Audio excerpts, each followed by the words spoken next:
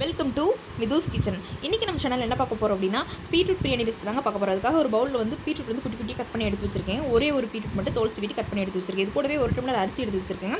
And தாளிக்கிறதுக்கு தேவையான பொருட்கள் அண்ட் பிரியாணி மசாலா, கரம் மசாலா ரெண்டு அரை ஸ்பூன் எடுத்து வச்சிருக்கேங்க. இது கூடவே ஒரு தக்காளி, ஒரு பெரிய வெங்காயம், 2 பச்சை மிளகா, இஞ்சி பூண்டு பேஸ்ட், புதினா, கறிவேப்பிலை இவ்வளோ தாங்க எடுத்து வச்சுருக்கேன். ஃபஸ்ட்டு வந்து ஒரு குக்கரில் எண்ணெய் ஊற்றிட்டு எண்ணெய் காஞ்சதுக்கப்புறமா நம்ம வந்து கடுகு அண்ட் பிரிஞ்சி இலை, பட்டை, சோம்பு, கிராம்பு, ஒரு ஏலக்காய் இதெல்லாம் ஆட் பண்ணிவிட்டு எல்லாம் வந்து நல்லா பொரிஞ்சு வந்ததுக்கப்புறமா நம்ம கட் பண்ணி எடுத்து வச்ச வெங்காயம், தக்காளி, பச்சை மிளகாய், கறிவேப்பிலை, புதினா, இஞ்சி பூண்டு பேஸ்ட், அது கூடவே பீட்ரூட் இது எல்லாத்தையும் வந்து உள்ளே சேர்த்துக்கலாம்.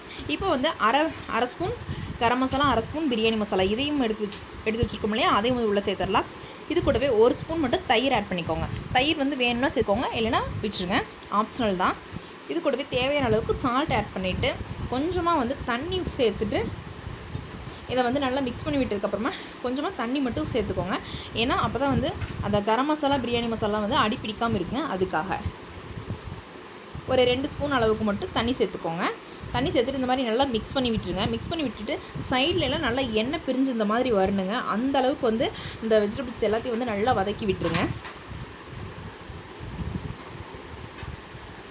இப்போ வந்து ஒரு டம்ளர் அரிசி வந்து நான் வாஷ் பண்ணிவிட்டு எடுத்து வச்சுருக்கேங்க. அதை வந்து உள்ளே சேர்த்துக்கிறேன். அரிசி சேர்த்ததுக்கப்புறமா நல்லா மிக்ஸ் பண்ணி விட்டுருங்க. மிக்ஸ் பண்ணி விட்டுட்டு நான் 1 டம்ளர் அரிசிக்கு 3 டம்ளர் தண்ணி வந்து ஆட் பண்ணுவேங்க.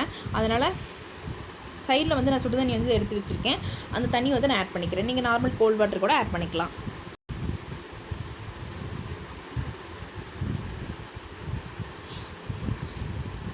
மூணு டம்ளர் தண்ணி வந்து நான் ஆட் பண்ணியாச்சு. இந்த ஸ்டேஜில் வந்து நம்ம உப்பு, காரம் எல்லாமே செக் பண்ணிக்கோங்க. பத்தலை அப்படின்னா நீங்கள் ஆட் பண்ணிக்கோங்க. எனக்கு வந்து உப்பு கொஞ்சம் குறைவாக இருந்தது, நான் இப்போ வந்து உப்பு ஆட் பண்ணிக்கிறேன். உப்பு சேர்த்ததுக்கப்புறமா தண்ணி வந்து நல்லா கொதிச்சு வந்துடணும்.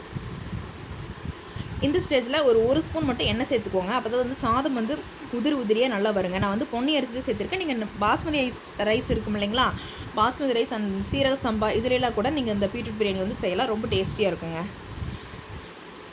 லிட் போட்டு கவர் பண்ணி விசில் வச்சுட்டு 3 விசில்ஸ்க்கு அப்புறமா ஓப்பன் பண்ணி பார்க்கும்போது இந்த மாதிரி இருக்குங்க. ரொம்ப கலர்ஃபுல்லாக பார்க்கவே சூப்பராக இருக்குங்க. ஆனால் சாப்பிடும்போது டேஸ்ட் பார்த்திங்கன்னா அவ்வளோ டேஸ்டியாக இருக்கும், செமையாக இருக்கும். ஸோ மறக்காமல் இந்த ரெசிபி நீங்களும் உங்கள் வீட்டில் வீக்லி 1 or 2 வந்து செஞ்சு பாருங்கள். ரொம்பவே நல்லா இருக்குங்க. இதை வந்து நம்ம பிளேட்டுக்கு சர்வ் பண்ணிடலாம்.